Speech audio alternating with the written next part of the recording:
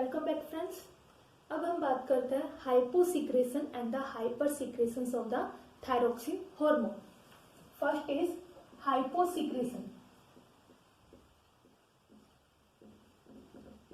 Of thyroxine hormone.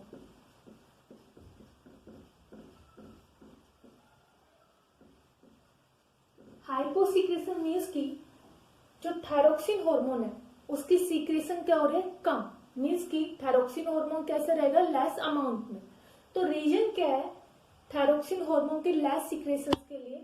तो जो first reason है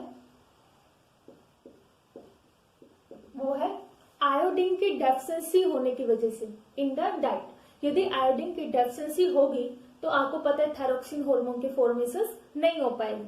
सेकेंड रीजन थायरोइड ग्लैंड है, उसमें क्या हो जाए, कुछ इंजरी हो जाए। तो first reason is deficiency of iodine in diet. Second is injury of thyroid gland.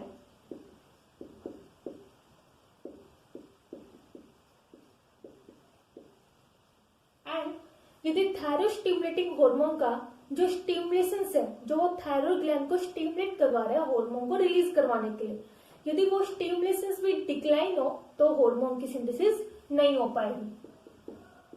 Decrease thyroid stimulating hormone stimulation. अब आपको पता है कि जो हार्मोन है वो क्या होना चाहिए, मेंटेन होनी चाहिए हमारी बॉडी में। यदि हार्मोन की कंसंट्रेशन ज्यादा हुई तो भी डिसऑर्डर होगा, कम हुई तो भी क्या होगा, डिसऑर्डर। तो यहाँ पे हम हाइपोसिक्रेशन की बात कर रहे हैं, मीन्स की deficiency of the thyroxine hormone. तो कुछ डिसऑर्डर हो रहे हैं, तो उस डिसऑर्डर के बारे में हमें स्टडी करनी है। तो सबसे पहले जो डिसऑर्डर की हम बात कर रहे हैं वो है क्रिटिनिजम्स।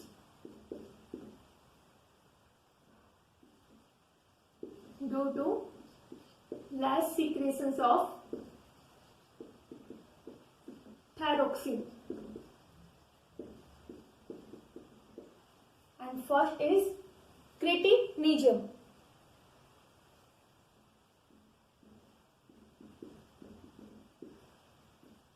Cretinism mainly two types का होता है, one is congenital and second is endemic. First is congenital and second is endemic. कोजेनेटल किस वजह से होता है, जेनेटिक डिफेक्ट की वजह से। लेकिन एंडमिक क्रिटिनिजम्स कब होता है, जब आयोडीन की क्या हो जाए, डेफिशिएंसी। तो this is due to genetic defect.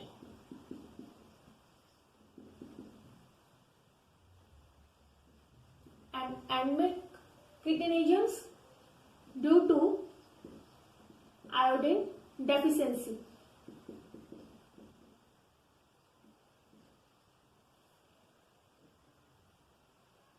Okay, तो सबसे पहले जो क्रिटिनिजम्स है कहां पे दिखाई देता है, इन इन्फेंट्स, मीन्स की चाइल्ड में। क्रिटिनिजम्स जिस भी पर्सन में होगा तो उसमें क्या क्या इसके सिम्टम्स होंगे उसके बारे में बात करते हैं। तो सबसे पहले आपको पता है कि जो थायरोक्सिन हार्मोन है उसका काम क्या होता है, बेसल मेटाबॉलिक रेट को रेगुलेट करवाना। बट यदि थायरोक्सिन हार्मोन की कंसंट्रेशन कम है तो बेसल मेटाबॉलिक रेट भी क्या होगा, कम। तो हम बात करते हैं कैरेक्टरिस्टिक्स के बारे में। यदि थायरोक्सिन हार्मोन का जो लेवल है वो कम है तो बेसल मेटाबॉलिक रेट भी क्या होगा, लो। बिकॉज थायरोक्सिन हार्मोन है वो क्या करवाता है, बेसल मेटाबॉलिक रेट को रेगुलेट करवाता है। और आपको पता है कि जो बेसल मेटाबॉलिक रेट रेगुलेट हो रहा है by the two process, one is the cellular respiration and second is the ATP production. और ये किसमें हेल्प करवाएगा, physical, mental and the sexual growth को कंट्रोल करवाने के लिए। लेकिन यदि बेसल मेटाबॉलिक रेट ही लो है तो क्या पर्सन की ग्रोथ हो पाएगी, नहीं हो पाएगी।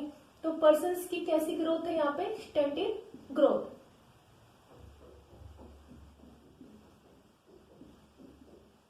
एंड मेंटली ग्रोथ भी नहीं हो पाएगी, तो ऐसे पर्सन में आईक्यू लेवल क्या होगा, कम, लो आईक्यू। आपको पता है कि जो थायरोक्सिन हार्मोन है उसका सेकंड फंक्शन क्या होता है, होम्योथर्मी, मीन्स की बॉडी टेम्परेचर को कांस्टेंट रखना। बट यदि इसका लेवल कम है तो क्या होम्योथर्मी हो पाएगा, नहीं, मीन्स की बॉडी टेम्परेचर है वो भी क्या हो जाएगा, लो, बॉडी टेम्परेचर। हार्ट बीट भी क्या हो जाएगी, लो, पल्स रेट है वो भी क्या हो जाएगा, लो।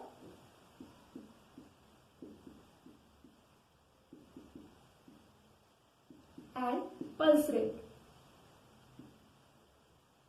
वन मोर थिंग, जिस भी पर्सन में ये डिसऑर्डर है उसकी जो चेस्ट है वो कैसे हो जाएगी, ब्लज आउट, जैसे कि पीजन में होता है। जैसे ये नॉर्मल है, लेकिन ऐसे डिसऑर्डर में ये जो चेस्ट है क्या हो जाएगी, बल्ज आउट हो जाएगी, बाहर की साइड निकलेगी, जैसे कि पीजन में होता है। इसलिए जो चेस्ट है वो कैसे होगी, pigeon like.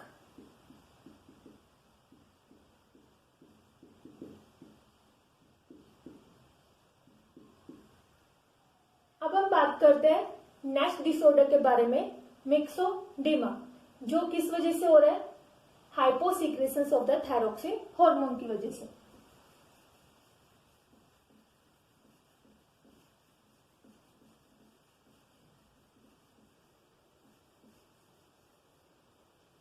Second disorder is myxoedema and it is also due to the decrease secretion of the thyroxine hormone. तो इसके जो सिम्टम्स है वो बिल्कुल सेम ही होते क्रिटिनिजस डिसऑर्डर की तरह, बिकॉज थायरोक्सिन के अमाउंट यदि कम है तो बेसल मेटाबॉलिक रेट क्या होगा, कम, ठीक है। बॉडी टेम्परेचर भी क्या होगा, कम।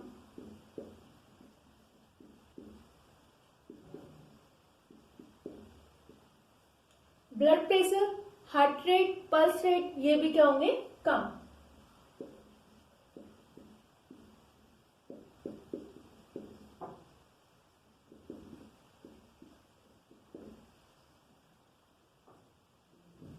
BP also low. But characteristics की बात की जाए मिक्सोडेमा पर्सन में, तो इसमें क्या होता है, एल्बुमिनस टिश्यू की डिपोजिशन हो जाती है, जिसकी वजह से हैंड्स और जो फेस है वो कैसे हो जाते हैं, स्वेल, मीन्स की हैंड और जो फेस है उनका जो साइज है वो क्या हो जाता है, ज्यादा स्वेल कर जाते हैं।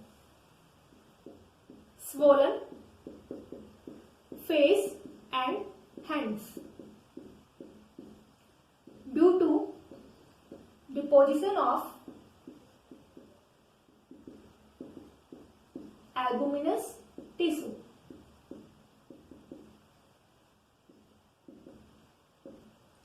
This is about the myxoedema. Third disorder के बारे में हम बात करते हैं, सिंपल गोइटर या फिर एंडमिक गोइटर या फिर कोलॉइड गोइटर। ओके,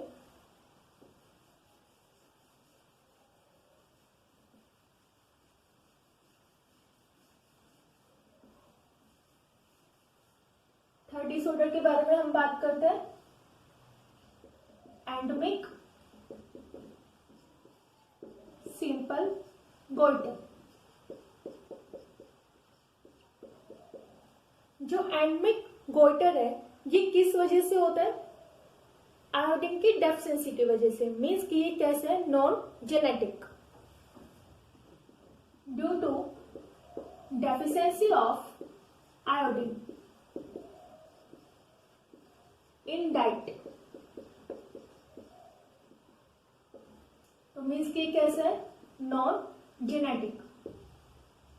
और ऐसे पर्सन जिनमें कौन सा डिसऑर्डर है, गोइटर, तो उनकी जो थायराइड ग्लैंड है जो कहां पे प्रेजेंट होती है, इन द नेक रीजन, वो क्या होगी, एनलार्ज हो जाएगी। बिकॉज जो थायराइड ग्लैंड की स्ट्रक्चर के बारे में यदि हम बात करें तो ये क्या है, थायराइड फॉलिकल। थायराइड फॉलिकल है वो किससे बनी होती है, एक्टिनल सेल्स की लाइन होती है। This is the actinal cell. Actinal cell है वो क्या कर रही है, लाइन कर रही है इस थायराइड फॉलिकल को। बट जिस भी पर्सन में गोइटर होता है, जो एक्टिनल सेल है इनका जो नंबर है और साइज वो क्या हो जाता है, ज्यादा। और यदि इनका नंबर और साइज ज्यादा हुआ तो जो थायराइड ग्लैंड है वो भी क्या हो जाएगी, एनलार्ज।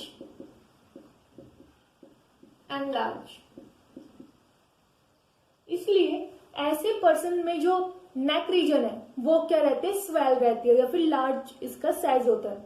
ठीक है, कैरेक्टरिस्टिक्स की बात करें तो enlargement of thyroid gland due to increase the number and size of acinal cell।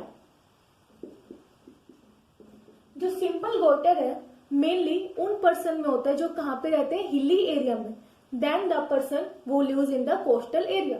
Because hilly area की जो सोइल है उन सोइल में आयोडीन की अमाउंट कम होती है और कोई भी जो फूड ग्रो कर रहा है उस सोइल में, उन फूड में भी क्या रहेगी, आयोडीन की कमी रहेगी, इसलिए उन पर्सन में क्या रहता है, गोइटर। बट कोस्टल एरिया की जो सोइल है उनमें आयोडीन की कंटेंट बहुत ज्यादा प्रेजेंट होती है, इसलिए वो पर्सन जो कोस्टल एरिया में रहते हैं उनमें गोइटर डिजीज नहीं होती। तो मीन्स कि ये कहां पे होती है, more common in people who live in hilly area than person live in coastal area। Reason क्या होगा, कोस्टल एरिया में जो सोइल है उनमें आयोडीन मोर अमाउंट में प्रेजेंट है, बट हिली एरिया की जो सोइल है वहां पे आयोडीन की क्या रहती है, deficiency. Soil of the hilly area,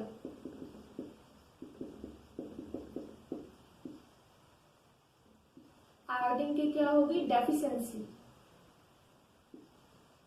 तो क्या हो जाएगा, goitre. Clear, this is about the endemic और द सिंपल गोइटर।